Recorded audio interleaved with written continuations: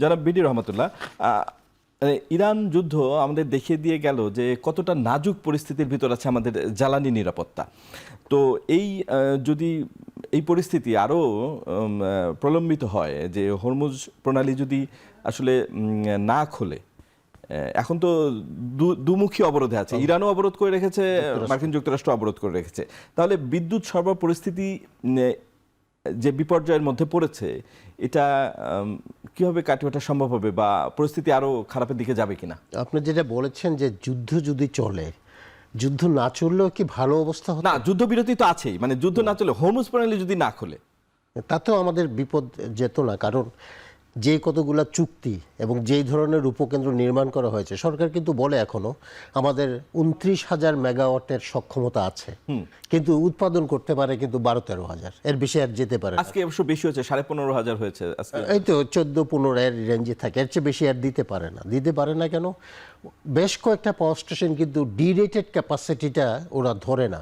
ধরেন 300 মেগাওয়াটের একটা power station হলো, এটা ডিরেটেড হয়ে এখন 100-তে আসছে, ওরা 300ই ধরে। ওইগুলোর যোগফল প্লাস জ্বালানির সংকট তো আছেই, গ্যাসেরও সংকট আছে। তো এইগুলা তো যুদ্ধ, হরমুজ প্রণালী ব্লকড হইলেও আমাদের থাকতো, কিন্তু অনেক দাম দিয়ে আনতে হতো। সেই দামে আমরা পোষাইতে পারতাম কিনা জানি না। তো আজকে সেই সংকটটাকে তারা, সরকার বলতে একটা সুবিধা পেয়েছে যে যুদ্ধের জন্য আমরা তেল আনতে পারতেছি না, বা তেলের দাম, কিন্তু এটা আসলে উছিলা। আসলে আমাদের জ্বালানি নিরাপত্তা গত বেশ কয়েক বছর ধরেই নেই, অথচ প্রচুর বিনিয়োগ হয়েছে। কিন্তু হ্যাঁ, বিনিয়োগ কিন্তু আমাদের জনগণের জন্য বিনিয়োগ হয়নি। এটি যাদের জন্য বিনিয়োগ হয়েছে তারা তো টাকা নিয়ে চলে গেছে। কাজেই আপনি সংকট কেটে যাবে যুদ্ধ থামলে, আমি এটা বিশ্বাস করি না। কারণ এখনও আমাদের গ্যাসের যে ঘাটতি, ওয়ার্ক ওভার, মানে ওই যে পুরনো ইয়াগুলোকে নতুন করে কিছু, ওই যে 15 মিলিয়ন পার ডেইলি বোধহয় দিচ্ছে TCF। এছাড়া আমাদের যে প্রধান ইয়ে ছিল 12 নম্বর ডিপসি ওয়েলে, 12 নম্বর যেটা মিয়ানমার অলরেডি 11 নম্বর কূপ থেকে কিন্তু প্রচুর গ্যাস তুলতেছে 2017 সাল থেকেই। তারা কমার্শিয়ালি চীন এবং ভারতকে, অফশোরের ভারত এবং চীনকে তারা কিন্তু বিক্রি করতেছে, কিন্তু আমাদেরকে উঠাইতে দেওয়া হয়নি। আমরা ওই পেসকো, মানে সাউথ কোরিয়ার এক ফার্ম, তার সঙ্গে শেভরন, তার সঙ্গে নানা রকম কথাবার্তা বলে আমরা কিন্তু ওই গ্যাস তুলিনি। ওইটাই ছিল একটা হাব এই অঞ্চলের জন্য, পটেনশিয়াল, হাইলি পটেনশিয়াল। তো সেই গ্যাসটা না তোলার ফলে কিন্তু বাংলাদেশ গ্যাস থেকে আরও হয়তো গ্যাস উঠতে পারে, কিন্তু আজকে এই সংকটটা হইতো না।